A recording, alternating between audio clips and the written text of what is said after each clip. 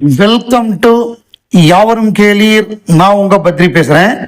தாய் கிழவி படம் மிகப்பெரிய ஒரு வரவேற்பை பெற்றிருக்கு. அதாவது ஃபர்ஸ்ட் பிளாக் பஸ்டர் ஆஃப் 2026 அப்படின்னு சொல்லலாம். லப்பர் பந்துக்கு அப்புறம் ஒரு கம்ப்ளீட் ஃபிலிமா அந்த மண்ணுடைய மனம் மாறாமல் அந்த படம் நகைச்சுவையா மக்களை கவர்ந்திருக்கு. அதற்கு உதாரணம் அந்த படத்துடைய வசூலே அதற்கு சாட்சியா அமைஞ்சிருக்கு. ஸோ முதல் நாள் வசூலை அப்படியே டபுள் பண்ணியிருக்கு. இது ஒரு மிகப்பெரிய விஷயம். ஃபர்ஸ்ட் டே ஒரு சின்ன படம் 3 கோடி ஓப்பனிங்கு தமிழ்நாட்டில், 2வது நாள் 5 கோடி. ஸோ 3லேருந்து 2 கோடி ஜம்ப் ஆகி சனிக்கிழமை அன்னைக்கு 5 கோடி வசூலாயிருக்கு. ஓவராலா வேர்ல்டு வைடு, அதாவது முதல் நாள் 1 கோடி ஓவர்சீஸ்ல, கர்நாடகாவில் டபுள் பண்ணியிருக்கு. ஸோ ஓவராலா 10 கோடியே 82 லட்சம் 2 நாள் கலெக்ஷனு. இந்த படத்தோட பட்ஜெட் 10 கோடி, 2 நாள் கலெக்ஷன் 10 கோடியே 82 லட்சம். ஸோ அது மிகப்பெரிய ஒரு வசூல் சாதனையை பண்ணியிருக்கு. சிவகார்த்திகேயன் சரியான திறமைகளை தொடர்ந்து கண்டுபிடிக்கிறாரு, ஐடென்டிஃபை பண்றாரு. அவர் ஐடென்டிஃபை பண்ண சிவகுமார் முருகேசன், அவர் தான் இந்த படத்தோட டைரக்டர். இதுல என்ன விசேஷம்னா, இந்த படத்துக்கு அப்புறமாக ராஜ்கமல் நிறுவனம் அவருக்கு வாய்ப்பு கொடுத்துருக்காங்க சேவன் படத்துக்கு. அவங்களும் ஒரு நல்ல திறமைக்கு அங்கீகாரம் கொடுத்துருக்காங்க. இந்த படம் முழுக்க முழுக்க கமல் ரசிகர்களுக்கான ஒரு விருந்து. இந்த மாதிரி ஒரு ஃபேன் பாய் மூமெண்ட் படம் ஃபுல்லாவே பிரமாதமா பண்ணியிருக்காரு. பிளாஸ்ட் ஆகுது தியேட்டர்லாம். அதுவும் ஒவ்வொரு பாட்டுக்கும் அந்த கமல் சாருடைய பாடல்கள் வரும்பொழுதெல்லாம் சிங்கமுடி அவ்வளவு சூப்பராக இருக்காது. முழுமையான ஒரு ரிவ்யூ நான் பண்ணியிருக்கேன் இதுக்கு முன்னாடி வீடியோவில். ஸோ அப்படி அவ்வளவு சிறப்பாக இருக்கு. சிவகுமார் முருகேசன் அடுத்து சேயோனும் ரொம்ப சுவாரஸ்யமான படமா இருக்கும். அது விருமாண்டிக்கும் முருகனுக்கும் 2 சாமிக்குமான ஒரு கான்ஃபிளிக்டா இருக்கும் அந்த படம். அது எந்த தரப்பையுமே காயப்படுத்தாம சமமா தான் எடுத்திருக்கேன், ரொம்ப சுவாரஸ்யமா இருக்கும் அப்படின்னு டைரக்டர் சொல்லியிருக்காரு. இவருடைய டீட்டெயிலிங் ரொம்ப நல்லா இருக்கு. ஏன்னா அவர் கிராமத்துலேருந்து வர்றதுனால ரொம்ப டீட்டெயிலா அதை சொல்றாரு. அந்த கதையை ரொம்ப நல்லா இருக்கு. மதுரையில தான் படம் பார்த்துருக்காரு. கோபுரம் சினிமாஸ்ல சிவகார்த்திகேயன், ராதிகாலாம் மதுரையில பார்த்துருக்காங்க. ஏன்னா நம்ம ஊர்ல பார்க்கணும்னு அவர் ஆசைப்பட்டு, அவர் பிறந்த ஊர், அவர் அந்த ரீஜன்லயே பார்க்கணும்னு மதுரையில பார்த்துருக்காங்க. மிகப்பெரிய வரவேற்பு. அதாவது ஃபேமிலி ஆடியன்ஸ் கூட்டமா வராங்க. அதான் இந்த படத்துக்கு ஒரு மிகப்பெரிய சிறப்பு. லேடிஸ் ஃபேமிலி ஆடியன்ஸ் கூட்டம். நான் போன ஷோல ஒரு 50% மேல லேடிஸ் தான், லேடிஸ் ஃபேமிலி ஆடியன்ஸ் தான் இருந்தாங்க. ஸோ அந்த மார்னிங் ஷோ சாட்டர்டே மார்னிங் ஷோவே அப்படி இருக்கு. நைட் ஷோலாம் நேற்று எல்லாமே ஹவுஸ்ஃபுல்லு. ஸோ இது ஒரு சிறந்த கண்டுபிடிப்பு Sivakumar Murugesan. The great find of 2026.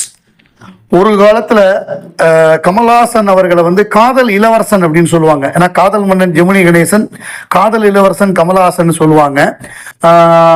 ஒரு ஆனந்த விகடன்ல பிப்ரவரி 14th லவ்வர்ஸ் டே, அந்த லவ்வர்ஸ் டேக்காக ஒரு இதழ் தயாரிச்சாங்க.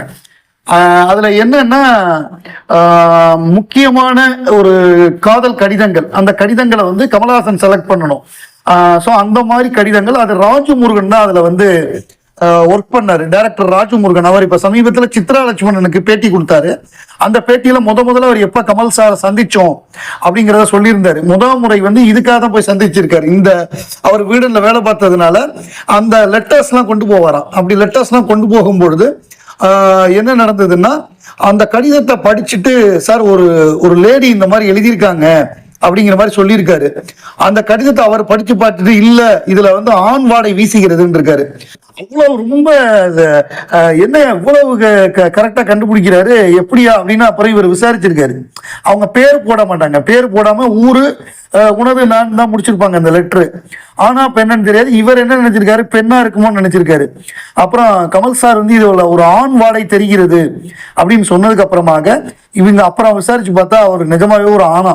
ஸோ அவ்வளவு தூரம் கமல் தன்னுடைய அனுபவத்தை வச்சு கண்டுபிடிச்சிருக்காரு அப்படின்னு. அந்த லெட்டர் என்னன்னா, இதை நான் தேடி கண்டுபிடிச்சேன். ஆனந்த விகடன் இந்த பழைய கலெக்ஷன்ல இருந்து. அன்பே உனக்கு ஒரு கடிதம். எனக்கு உண்மையில் உள்ள காதலை 1000 முறை வார்த்தைகளில் நினைத்து உனக்கு அஞ்சலியாக்கி விட்டேன். உனதுணர்வை நானும் எனதுணர்வை நீயும் வார்த்தைகள் இன்றி அடையாளம் கண்டு கொள்ளும் உன்னதத்தை நம் காதல் எய்து விட்ட பின் வார்த்தைகள் திகற்றுகின்றன. இனி என் கடிதங்கள் வெற்று காகிதங்களாக உன்னை வந்தடைந்தாலும் என் நிலை அறியும் திறன் உனக்குண்டு, நான் அறிவேன். பின் ஏன் இந்த கடிதம்? அப்படின்னு சொல்லி அழகா நேற்றைய புரட்சிக்காரர்களின் திருட்டு கவிதைகள் இன்று தேசிய கீதங்கள் ஆனது போல் நாளை நம் காதலும் உனது நான் அப்படின்னு முடிச்சிருப்பாங்க. ஸோ இதுல ஆண் வாடை வீசுகிறது அப்படின்னு ரொம்ப அழகா கமல் கண்டுபிடிச்சிருக்காரு. அதுக்கப்புறம் அவர் மீட் பண்ணது என்னன்னா குக்கு படத்தோடைய ஆடியோ லான்ச்.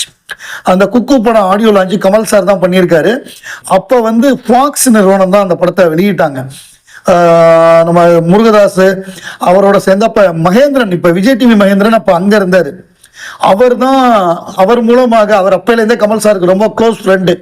கமல் சார் அவர் மூலமா இது பண்ணி ஓகே சொல்ல வச்சு அவர் ஓகேன்ட்டார், உங்களுக்காக நான் வந்து பாக்குறேன்ட்டாரு. படத்தை பார்த்துட்டு பயங்கரமா பாராட்டினாராம், பிரமாதமா பண்ணிருக்கீங்கன்னு. ஸோ பாருங்க, ஒரு கடிதத்துடைய எழுத்துக்களை வச்சே இது ஆனா பெண்ணா அப்படிங்கிற அந்த சென்சிட்டிவிட்டி இருக்கு பாருங்க. அது வந்து அனுபவத்தின் மூலமா தான் வரும். டைரக்டர் ராஜ்குமார் பெரியசாமி, அதாவது நம்ம இதுலலாம் 8 போடுவோம்னு சொல்லுவோம், நம்ம லைசன்ஸ் வாங்குறதுக்கு 8 போட்டு லைசன்ஸ் வாங்குவோம்னு சொல்லுவோம். அவர் தன்னுடைய அமரன் படம் மூலமாக 8 ஃபிலிம்ஃபேர் அவார்டை வாங்கியிருக்காரு. ஸோ அதுக்கு வந்து அவர் நன்றி தெரிவிச்சிருக்காரு. Thank you Filmfare for honouring me with best director award and most importantly for honouring our film Amaran with 8 awards in total. Though this is my first filmfare, feels like 8 ன்னு போட்டிருக்காரு. Thanks to all crew, cast and producers. I dedicate this to Mukund Varadarajan family அப்படின்னு சொல்லிட்டு எல்லாருக்குமே நன்றி. Kamal sir எல்லாருக்குமே நன்றின்னு சொல்லியிருக்காரு. முகுந்த் வரதராஜன் ஃபேமிலிக்கு டெடிகேட் பண்ணியிருக்காரு. 8 விருதுகள், அதாவது best actor in leading role Sivakarthikeyan, best director Rajkumar Periyasamy, best actress in leading role Sai Pallavi, best music director album GV Prakashkumar, அதே மாதிரி பெஸ்ட் பிலிம் அமரன் ப்ரொடியூசருக்கு, best cinematography Sai, best playback singer male Haricharan, best playback singer female Shweta மோகன். இப்படி 8 விருதுகளை வாரி குவிச்சிருக்கு அமரன்.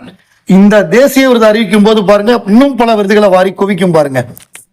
இன்னைக்கு தமிழக முதல்வர் மாண்புமிகு மு.க. ஸ்டாலின் அவர்களுடைய பிறந்த நாள். அதற்கு வந்து மக்கள் நீதி மய்யம் தலைவர் கமலஹாசன் பிறந்தநாள் வாழ்த்து சொல்லியிருக்காரு. அதாவது பெண்கள் முன்னேற்றத்துக்கான பல திட்டங்களை வந்து தமிழக முதல்வர் வந்து கொண்டு வந்திருக்காரு. அது வந்து மிக முன்னோடியான திட்டங்கள். அந்த இலவச பேருந்தா இருக்கட்டும், அவங்களுக்கு வந்து மாதம் 1000 ரூபாய் கொடுக்கறதா இருக்கட்டும், இந்த மாதிரி பல திட்டங்களை வந்து அவர் கொண்டு வந்திருக்காரு. அதே மாதிரி கல்லூரியில படிக்கிற மாணவ மாணவியர்களுக்கு அவங்க பணம் கொடுக்கறதா இருக்கட்டும். இப்ப லேட்டஸ்டா பாக்குறேன், நிறைய அந்த காலேஜ் விட்டு போறாங்க, கையில லேப்டாப் போட போறாங்க. முந்தா நாள், அதுக்கு முந்தின நாள்லாம் பார்த்தேன், ஃபுல்லா எல்லாம் லேப்டாப், எல்லாமே இவங்க தமிழக அரசு கொடுக்கக்கூடிய லேப்டாப், மடிக்கணினி. அந்த மடிக்கணினி இலவச மடிக்கணினி திட்டம், விலையில்லா மடிக்கணினி, இலவசம் சொல்லக்கூடாது இல்லை, விலையில்லா மடிக்கணினி அதை கொண்டு போறாங்க குழந்தைங்கெல்லாம். ஸோ அதை பார்க்கும் பொழுதே சூப்பரா இருக்கு. பிரமாதமான ஒரு நல்ல திட்டம். அவங்களுக்குலாம் படிக்கிறதுக்கு பெரிய அளவுல அது உதவியா இருக்கும். இப்ப வந்து இந்த மாதிரி நல்ல திட்டங்கள் பிளஸ் வந்து கூட்டணியும் ரொம்ப ஸ்ட்ராங்கா வச்சிருக்காரு. இப்ப ஓபிஎஸ் வேற வந்து சேர்ந்திருக்காரு, முன்னாள் முதல்வர் ஓபிஎஸ் வந்து சேர்ந்திருக்காரு. அப்புறம் தேமுதிக கட்சி வந்து சேர்ந்திருக்காங்க கூட்டணியில. இன்னும் பலமா இருக்கு, ரொம்ப ஸ்ட்ராங்கா போயிட்டே இருக்கு. சோ இப்ப காங்கிரஸ் வந்து கலாட்டாலாம் பண்ண முடியாது, எங்களுக்கு இவ்வளவு சீட்டு கூட அவ்வளவு சீட்டு கொடுலாம் கேட்க முடியாது.